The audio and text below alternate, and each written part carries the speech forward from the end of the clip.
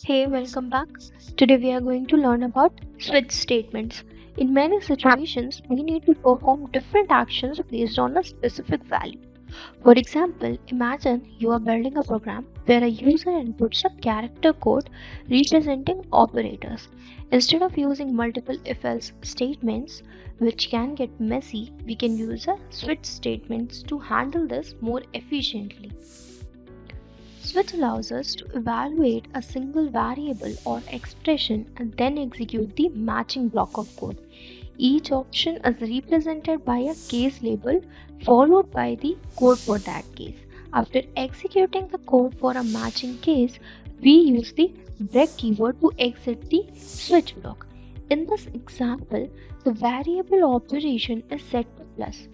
The switch checks the value of operation with each case and matches it with the case plus.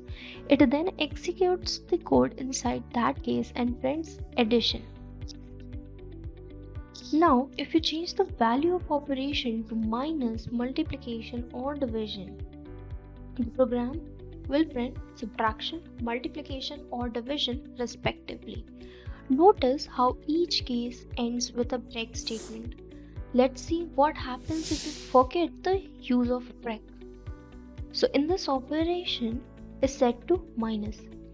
The program correctly matches case minus, but notice there is no break statement after subtraction.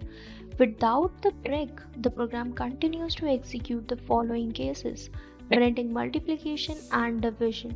This is called fall through behavior. Finally, let's talk about the default case. This case acts as a fallback for when no other cases match. If the operation variable was set to a character not listed in the cases like exponentiation, the default case would execute and print unknown operation. The default case ensures the program handles unexpected input gracefully. See you in the next video.